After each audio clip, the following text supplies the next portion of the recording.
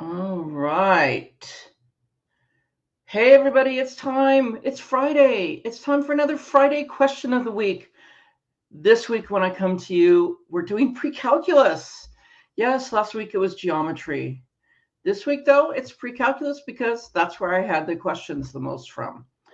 So if you're new to my page, I am Terry Grigsby.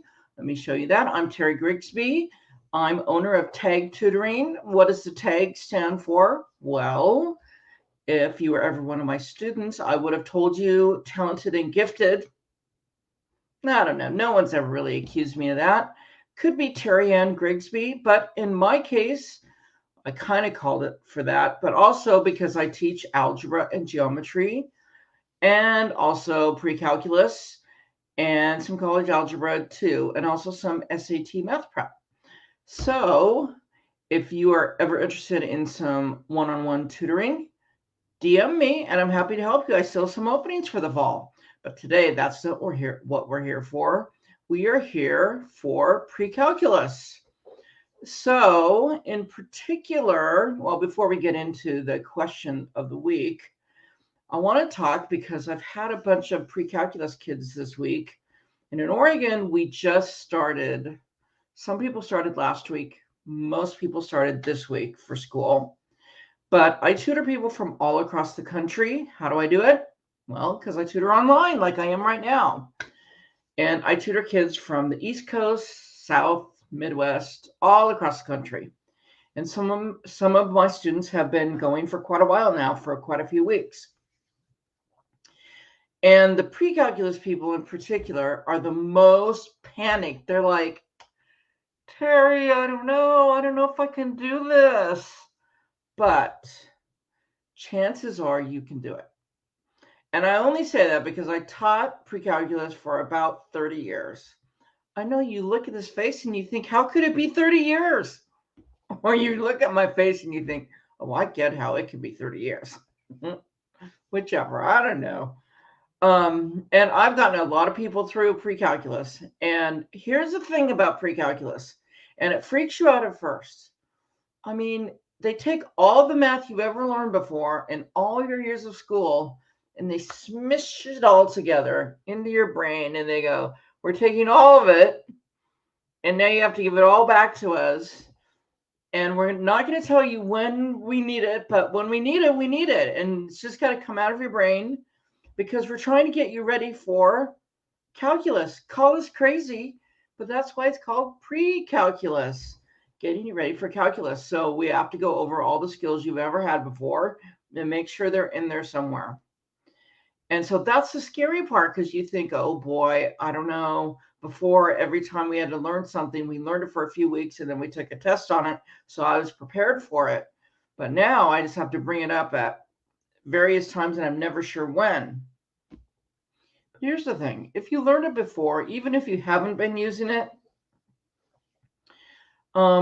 it comes back. It's still in your brain somewhere. And one person I was particularly tutoring this week, she thought, oh, I'm never going to be able to do it. And everything we went over, she remembered, she pulled it out. And I was like, that's beautiful. That's exactly how you do it.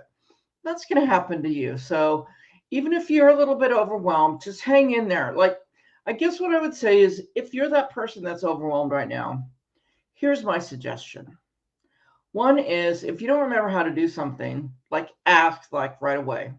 And don't be embarrassed by that because I know you're in the upper level math class now, but you're not going to be the only one that doesn't remember how to do stuff. So like if you don't want to ask the teacher, ask somebody sitting next to you, how do you do that? Like it's not going to take you forever to relearn it because you did learn it at some point. So like just ask somebody next to you. Or like after class, come in and ask the teacher. It's not going to take you that long to figure out how to do it again. So just like that's the main thing. Just ask. Don't let things fester. You know that by now, or you would never be in pre-calculus in the first place. You would have never been that successful to be in pre-calculus now. Okay, so that's the main thing. And then the other thing that freaks people out is that your new math teacher, if it is a new math teacher, may show you how to do certain things in a different way than you ever learned how to do them in the first place. And that's just part of having new teachers, right? Um, But that doesn't mean that you necessarily have to do it the way the new teacher is teaching it to you, as long as it is a solid, good way of doing it. If it is a good way of doing it, just ask your teacher, is this an okay way of doing it? Can I do it this way? And your teacher will say yes or no. And if it's a good way, go for it. If it's not, then you probably will have to learn it their way. But most of the time, it's a legit way of doing it. So those are the two big things. You have forgotten how to do it and it has to come out impromptu, then you ask, or you learn it a different way and you just need to make sure that it's okay that you can do it that way. But either way, you'll be fine. Now, I'm also not saying that there's not new material in pre-calculus. There is, but right now, at the beginning of the school year, there's not. It's just reviewing right now, getting everything going. And so don't be worried. Don't be worried about that. So I don't see anybody here right now, but I see my friend Robert is here. So I'm going to give him a shout out anyway. Let me see if I can show him. Hey, it's Robert. Robert always comes to my lives. He's awesome. Happy New Year to you too. Hey, we're teachers, we're tutors, we're geeks. It's a new school year, right? So Happy New Year to you too, Robert. Robert is an excellent calculus teacher. I used to teach calculus, but my wheelhouse is pre-calculus and below for me now. So if you need a calculus teacher, go look up Robert Travers, and he would be your choice for calculus. So I don't know if he's still here, but hey, shout out to Robert. So I think we should get into let's do this. Today what we're going to be talking about is function composition. Doesn't that sound scary? It's not scary. It sounds scary. And this is a topic you've all done before. But the other thing is, like, you're in pre-calculus, so they get to pick harder strength problems now. So let's see. Let's take a look at this. Oh, that's not the view I want. This is the view I want. And let me get over here and get to the first page here. Yeah. So our question of the week this week is on function composition. And just if you would like to know more about me, you can go to my website, www.tagtutoring.com, and or on this page, on the Facebook page, you can just DM me here if you're interested in some tutoring. I would love to help you. All right, so let's go. Let's look. Let's see what in the world they expect us to remember about functions. And again, they're probably not going to ask us little basic questions anymore because, hey, we're in pre-calculus. So they're not going to ask us that. I really need to sneeze. And I'm hoping I'm not going to sneeze, but we'll see what happens. So check this out. F of G of H of 2. Holy cow, don't anyone pass out. We are going to be fine. All you need to remember about functions is the letter in front is the name of the function, right? F and G and H are three functions. Those are lettered so we know which function they're talking about. And then on compositions, you go on the inside. So I have to go find H of 2 first. So I'm not even going to choose to put it all together yet. I'm going to come over here and go see for myself what H of 2 is. So the rule is x squared plus 1. So I'm going to plug in whatever's in that parenthesis. That's what I'm plugging in. You cannot stop me. So here we go. 2 squared plus 1. Everywhere I see an x, I'm plugging in whatever's in that parenthesis. So 2 squared is 4 plus 1 gives me 5. And I'm going to keep things organized because as pre-calculus goes along, things will get more and more and bigger. So I want to stay organized. So H of 2 is now 5. I kind of think like composition, you're kind of just doing some substitution here. So in place, now back in my original problem of H of 2, I'm now replacing it with 5 because that's what I just calculated. So now I'm going to keep my colors kind of organized here. So now what I have is H of G of, and now I just figured out that H of 2 was 5, right? So now I'm going to pick a different color. Oh, I did that wrong. Here, I'm trying to stay organized for you so it's easier to see. So that's what we have right now. So now what I need to work on is g of 5, because I always go inside out on function notation. So now I'm going to go find g of 5. Now, in an earlier class, in Algebra 1 or Algebra 2, you would be finding h of 2 and g of 5. They just wouldn't put it inside of each other in composition like this. Okay, let's go find g of 5. So it's just 3 times 5. Because remember, you're replacing the x with whatever you were supposed to plug in. So g of 5 gets me 15. Now, you don't need to box your answers. I'm just making it a good practice to stay organized. I like to box things as I go, just because it's easier for me to see stuff as I go along, or if I make a mistake, which, every student I've ever had will tell you, I make mistakes. I'm human, just like the rest of you. So for g of 5, I got 15, so I'm substituting it back in. And see, it's just kind of like nesting dolls, kind of. I'm going inside out. And now I am going to go find f of 15. And now I'm using the f rule. So f of 15, and I guess I'll do it over here. F of 15 then will be 2 times 15 plus 1. That would give me 30. Plus 1 would give me 31. So f of 15 equals 31. Now, don't be a sloppy doppy. I just made that up, and that made me laugh. Don't be a sloppy doppy and say the answer is f of 15 equals 31. No, we found f of 15 to be 31, but the actual answer to this problem, because we're going to be nice and neat and give the teacher what they want and be accurate about this, is that f of g of h of 2 is 31.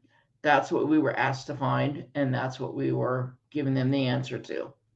Okay, so after you do all your calculations, answer them back with what they wanted you to answer. Okay, but really it's just plugging in one thing after another. Okay. All right. Let's see. No new comments. So let's keep going. Let's go to the next page. So here's what I wanted to do on this one. The reason I picked this particular problem, I think I'll pick blue. Check out A and B. A is f of g of negative 3, and B is g of f of negative 3. Those are really close. And what I want to do is figure out if I would get the same thing, or if the order makes any difference at all. So we know, because we just did the last problem, that you have to go inside out. So that would mean go find g of negative 3. Okay, I think I will. Thank you. So I'm going to use this one first. So that's just 3 times negative 3. And I know this is stuff you can do in your head, but you know what? I think it's better just to stay organized. And because if you show all your work too on a test, you guys know, because you got to Precalculus, your teacher will like it better. So now I've got f of negative 9. So now I go plug that into the f function. So that's f of negative 9 will be 2 times negative 9 minus 1. That would give me negative 18. If I could write an 8 minus 1, that gives me negative 19. So f of negative 9 equals negative 19. Okay, so I get f of g of negative 3 equals negative 19. Okay, that's that direction. Okay, well, let's see what we get on the other way of doing it. I think I'll use red this time.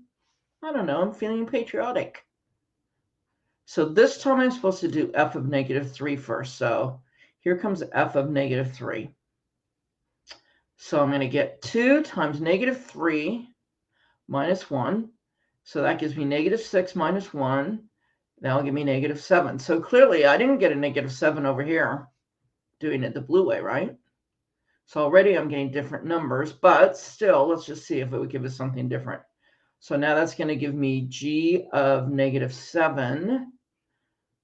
Okay, so now let's see what g of negative 7 is. So g of negative 7 gives me 3 times negative 7. And one other thing I want to mention is I just think it's really good practice to show the substitution. Have you noticed that, like on every one of my problems, I've shown the substitution? I know we're advanced enough, we probably don't need to show that. Here's the reason that I do it. Because I make mistakes. And I'm guessing you probably make mistakes. And if you show the substitution, I can't tell you how many times I've looked at people's paper and I can see, because they did substitution, that sometimes they just plug things in wrong or put them in the wrong formula. And because they showed the substitution, it was really easy to find those mistakes. So I highly recommend it. So back to our problem, 3 times negative 7 would give me negative 21. That would be g of negative 7. So I get g of f of negative 3 gives me negative 21. Oops, I didn't give myself enough room there. Gives me negative 21. So let's see. So when I went f of g of negative 3, I got 19. But when I went g of f of negative 3 equals negative 21. Oh, not the same. So here's the reason I showed you this. Order matters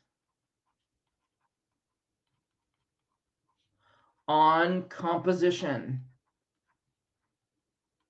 So you can't just go willy-nilly and plug it in whatever order makes you happy that particular day. The order does matter. Well, the order matters almost all the time. There is a case when the order doesn't matter. And I'll give you a second to think about, when would the order not matter? Go back in your brains, think about, this probably would have been in Algebra 2. When would the order not matter? Well, the order wouldn't matter if my part A and my part B would come out with the same number. If they came out with the same number, what that would tell me is that they were inverses of each other. So if you've had inverses before in Algebra 2, that would have been where you had it. Then the order doesn't matter, but almost nothing is an inverse. Hardly anything is an inverse of each other. But I am going to put a little note here because it does matter. Order matters on composition. I'll put 2 stars. Unless the two functions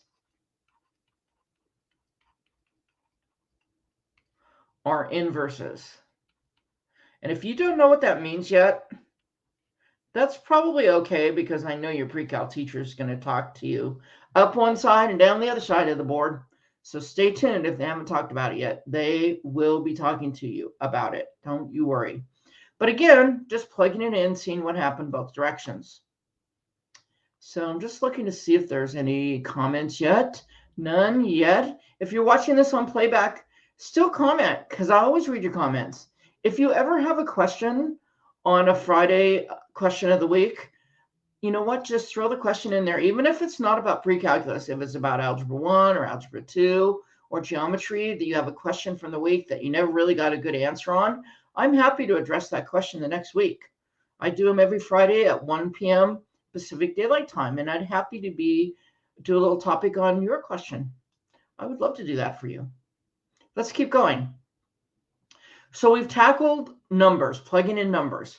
So this page I wanted to do, what happens when they give you these little buggers? Look at them. I'm going to plug in a number anytime. On either one of these, it has an X. Okay, keep breathing, everybody. Deep breaths. Breathe in, cleansing breath. Breathe out, cleansing breath. I was just trying to imitate what you might be doing if you were panicked about this, but seriously, keep breathing. All right, so what this really means, because we know composition just means plugging in, substituting. I'm going to stick with my plan here. I have to do g of x first because it's on the inside, right? But the thing is, there's nothing to plug into g of x, but I know g of x is the rule 2x squared minus 8, right? So I could substitute in the rule. So I get f of 2x squared minus 8. because that is the rule for g of x, right? So now I'm supposed to plug that in everywhere I see x on f of x. So where do I see x on f of x? I see it only right there, right? So I'm going to show it this way. Let's see if this makes sense. So on the rule f of x, I have a -3, and then I have an x. I'm going to put a big old box here, and then it goes +7, right? That's the rule for f of x. So in my box, I'm supposed to plug in whatever's in the parentheses. Keep playing with the colors here. Whatever's in the parentheses of after the f. So f of 2x minus 8. So that's supposed to go in the box. 2x squared minus 8. You just plug in the rule for g. So all I'm doing is I'm taking that rule and I'm plugging it in for x. Okay? And that's going to give me f of g of x.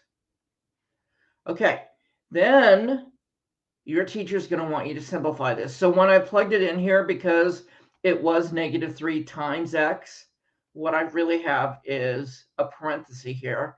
And whenever I plug something in, I always use parentheses anyway, just to keep things in order here. So now that really means multiply by -3, correct?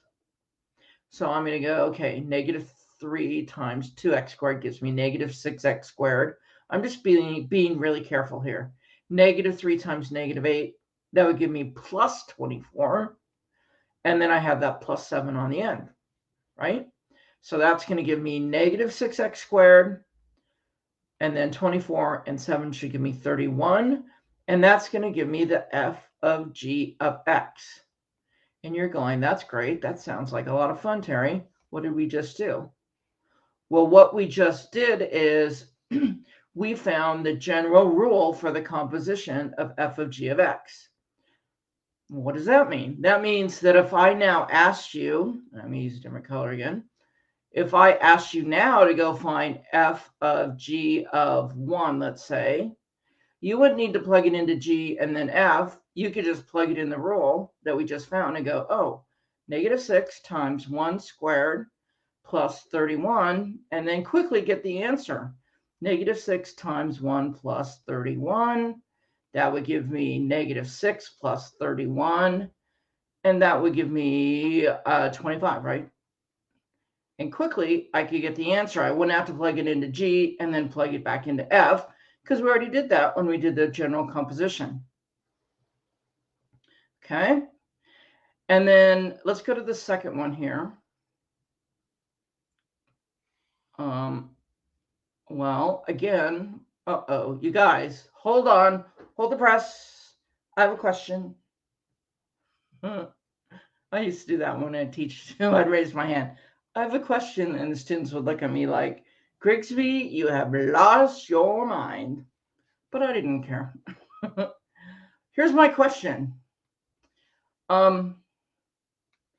What in the Sam Hill does that little circle mean? That's not the same as f of g of x. What does that circle mean? Well, I'm here to tell you that still means composition. That's there to trick you. It's another symbol, because you must know by now that mathematicians are extremely lazy and they like symbols. And it's just like all the symbols in math, you just have to learn what they mean. I, in particular, am not fond of that symbol, because I think when it's parentheses like f of g of x was in the last example, it kind of shows me more what I'm supposed to do. But you do need to know that symbol, because it is going to pop up. But whenever I see that symbol, I always change it, and your teacher is not going to care. You could just rewrite that to g of f of x like we had it in all the other problems, and then just go from there. Your teacher is not going to mind if you do that. But you do have to know that that means composition. That little open circle means composition. Okay? And so let's just do that just because it's different. I'm going to use a different color so you can see it better than that. So this time I'm plugging in the F rule, The F rule is negative 3x plus 7.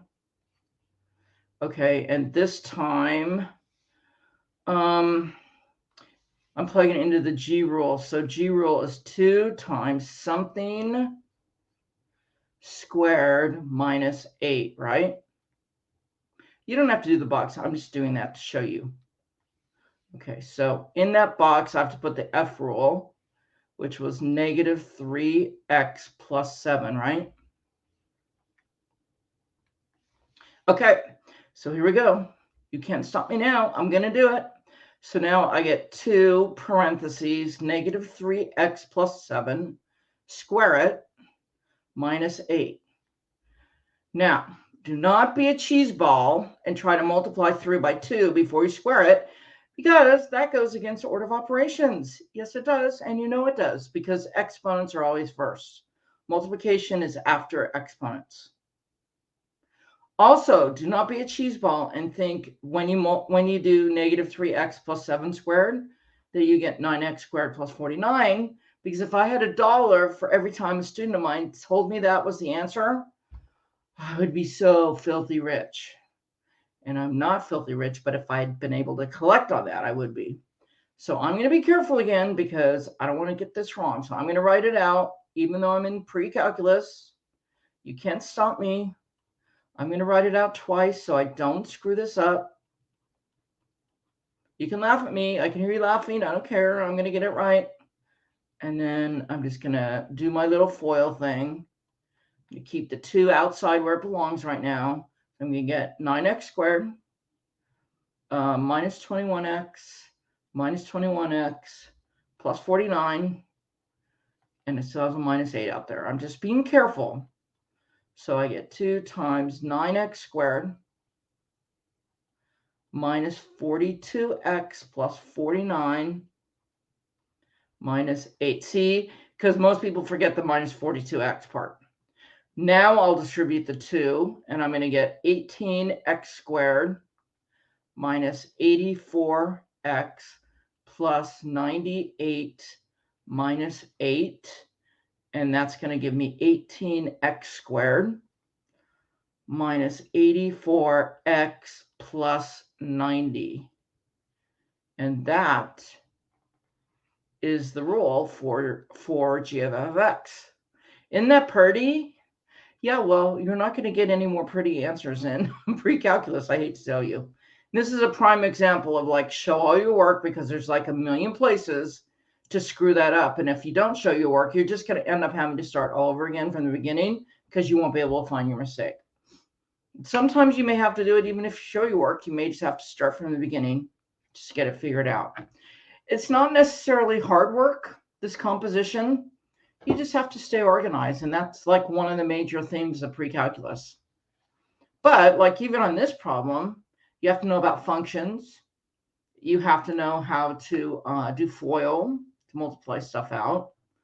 You have to know you have to know all your algebra from algebra 1 and algebra 2. So there's a lot to remember, right, guys? I know there's a lot there. Okay, guys, I'm not going to keep you all day, but let me come back and just say thank you for watching this. If this was helpful at all to you, please share this video with whoever. And again, if you have a pre-calculus kid or student that might find this helpful or might need some tutoring, please DM me or go to my website at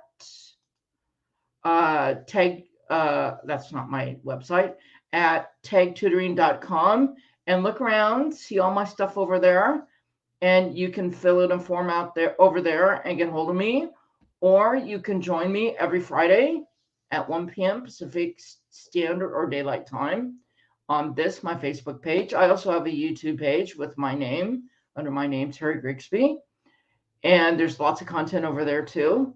And I'd love to help you. I still have a few slots open, so I am looking for a few more people to work with.